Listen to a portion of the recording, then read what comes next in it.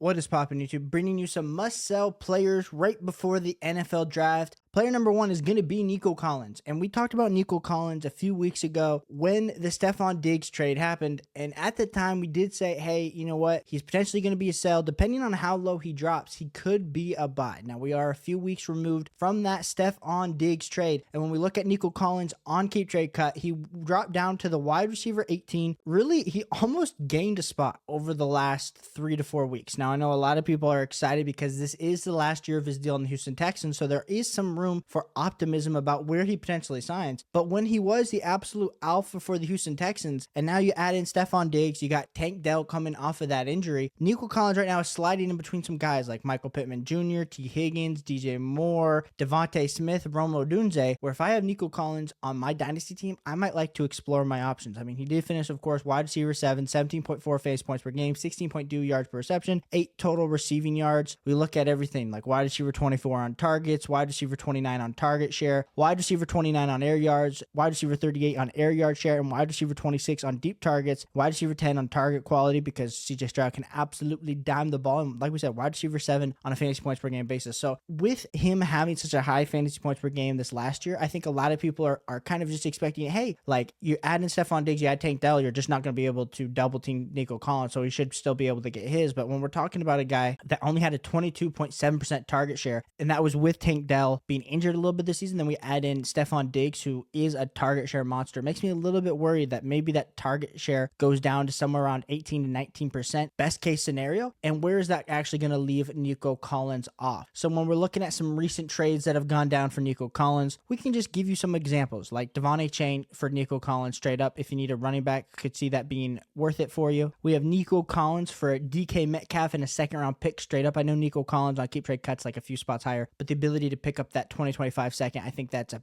big league move. You got a big one. You got Nico Collins, Jared Goff, and a second round pick for Justin Jefferson in a 2-team league. Crazy. Nico Collins, Matty Boy Stafford in the 303 for Trevor Lawrence. Those are just some deals that I think really kind of highlight Nico Collins' overall value and why he could be a really good sell for you heading into before the NFL draft, because I think it's just a really great time to sell him. My second sell is going to be TJ Hockenson. And we've been talking about TJ Hockenson on this channel a while. I had Ron Stewart on the channel a while back, and Ron and I, when we were chopping it up about TJ Hockenson just doesn't really fit any type of timeline that you might be on. Now, if you're a rebuilder, you might think, hey, I'm going to buy low into TJ Hockenson and wait for him to return. Well, the issue that I have with TJ Hockenson is he's tight end 6 right now on Keep Trade Cut. And then if you're also a contender, he's not going to really be back healthy until like week 9, week 10, week 11. By then, you've already tried to make that playoff push. What is he actually going to look like coming off of that injury? That's kind of my concern, because right now he's holding his value pretty well early on in this offseason before we've gotten to the NFL draft, before the reports start coming out about when his timetable actually is. So like I said, if I'm owning TJ Hockenson right now, I can either flip into an adjacent asset. Like right now on Keep Trade Cut, Mark Andrews is 1 spot behind TJ Hockenson. If I am a contender, give me Mark Andrews, because I think Mark Andrews really undervalued right now in the tight end landscape. But let's say you are fine at tight end and maybe you can go flip him for something else. You can get into guys like Tank Dell, JSN, Jordan Addison, a 2026 pick, Mark Andrews. Like those are some players that I am willing to invest in and willing to cut my losses with TJ Hockenson. You know what? It's been a great run. I absolutely love the profile. I can always buy back in later when maybe his cost sinks a little bit more later on into this year. So that's for me where I'm looking at with TJ Hockenson. He is a great tight end. I mean, if we look at the stats, last year, 14.6 fantasy points per game was the tight end 2. So he has that elite level upside as a tight end that you would want to have on your Dynasty roster. I just, right now with the value, playing the stock market, get him off my team. Like I said, it's enough to give you some value adjacent players on Keep Trade Cut. Let's see some real life trades. Someone traded the Mark Andrews in the 409 for TJ Hockenson. Give me the Mark Andrews side each and every day of the week. We got Josh Jacobs for TJ Hockenson straight up. Now that's interesting. If I'm a contender and I need a running back play, give me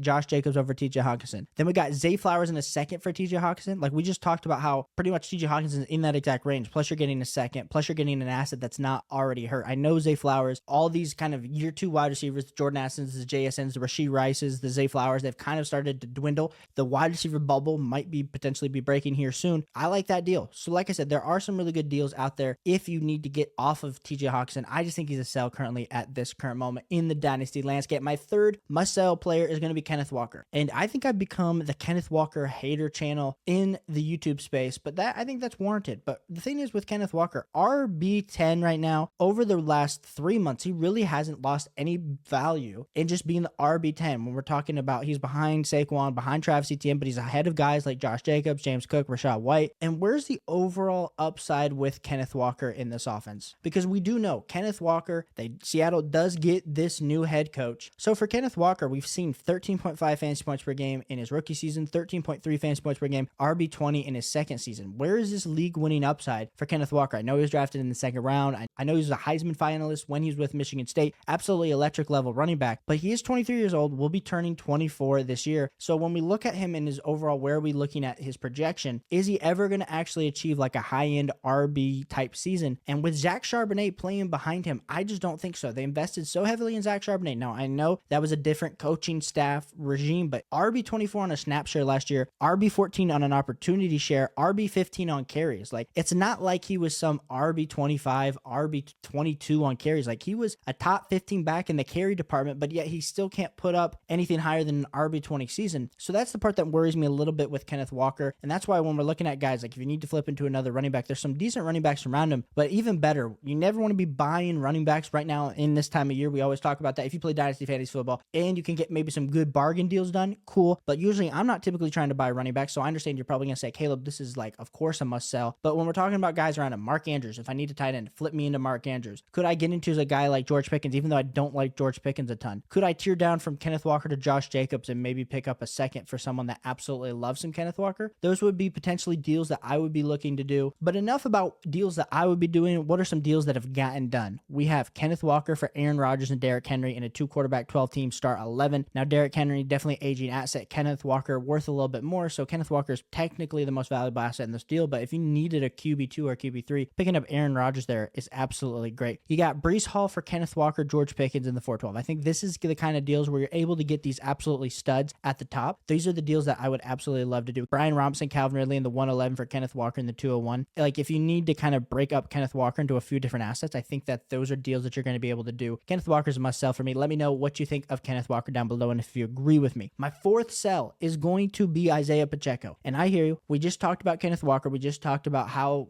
these running backs, like, you could probably make the argument that any running back should be sold at this time of the year because their value is kind of in flux at all times before the NFL draft. But Isiah Pacheco, 25 years old, RB14 overall player, 80 on keep trade cut. While he's playing in the most explosive offense for the Kansas City Chiefs, RB14 this last year on a points per game basis with 15.3 fantasy points per game. So he was the bell cow for the Kansas City Chiefs, even though in previous years we've kind of seen it be an RB by committee. Now, they didn't sign anyone in free agency worth noting. So the 4.6 yards per carry, 205 rushing attempts makes us excited. The overall touchdown upside, my big thing is he was RB8 on opportunity share. So if they bring in just any sort of resemblance of another running back into this backfield, I am worried about Isiah Pacheco's overall value. And I know we said we could talk about this in the same light with any backfield because after the NFL draft, no, there's no elite level Bijan or Jahmyr Gibbs in this class that could potentially come in and tank Isiah Pacheco's value. But there's a lot of guys in the 2nd to 4th round range that could potentially come into this Kansas City Chiefs backfield and make us a little bit more worried about Isiah Pacheco. And like I said, when you're looking at him on keep trade cut with guys that are around him that are not just running backs, I mean, he's behind Rachaad White. He's ahead of guys like DeAndre Swift, Jonathan Brooks, who's going to be a rookie, Javonte Williams, but he's in the same range as guys like Baker Mayfield. Like, if you really needed a QB2 or QB3, Baker Mayfield has the contract. He's going to be the starter. Could I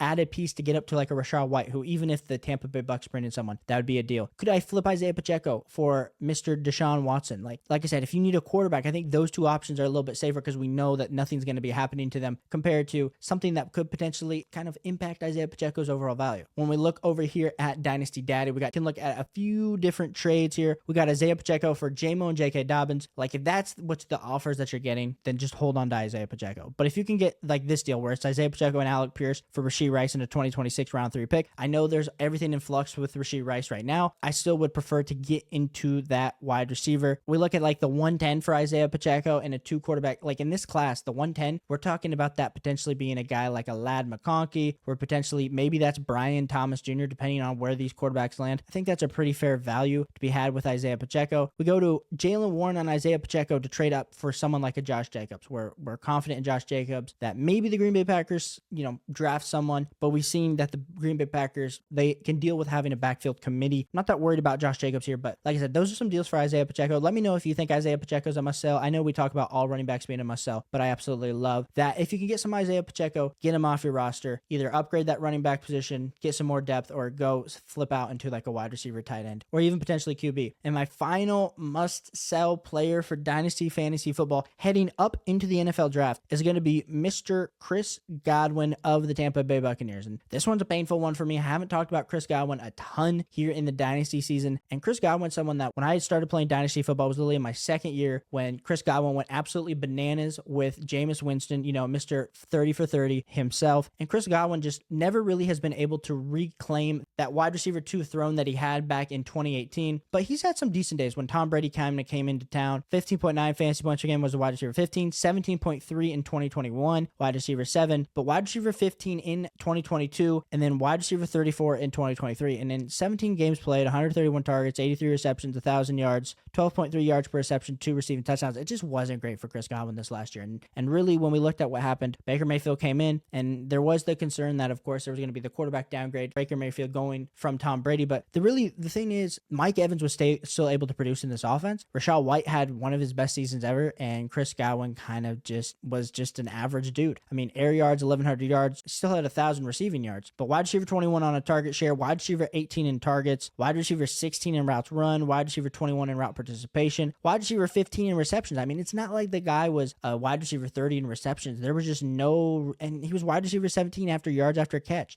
It's just none of the metrics really make sense other than the receiving touchdowns being way down with only 2. So for me, I am still really concerned with Chris Godwin. When we're looking at his profile right now, wide receiver 43 on keep trade cut, overall 104. So when we're looking at guys around him, we're talking about like Xavier Worthy, A.D. Mitchell, Ladd McConkey are all ahead of him. Deontay Johnson, Calvin Ridley, Keenan Allen are behind him. We're looking like Tajay Spears, David Njoku, David Montgomery are also like other fringe players that are around him. Where is the overall upside for Chris Godwin? Because unless we have Jameis Winston stepping back into the fold, I'm a little bit worried about Chris Godwin because he's not getting younger. I mean, he was a good young asset to be having. I mean, I was really buying him when he was age 26. Even when he turned 27 last year, I thought there was potential that he could kind of have a little bit of a reclamation to his career. But wide receiver 28, and he's 28 years old, so there is a little bit of concern there just with the age. Now, if you were going to be trying to talk on the other side of what like a buy would be for Chris Godwin, it's because he's entering the final year of that 3-year, $60 million deal. So you could say, hey, he's heading to 29. He's going to probably be landing on a new team. But what is Chris Godwin? Is he the Chris Godwin of old? Or is as he heads into the back end of his career, is this something that we have to be a little bit worried about? And for me, I think you could make the argument that potentially he could potentially go up. But right now,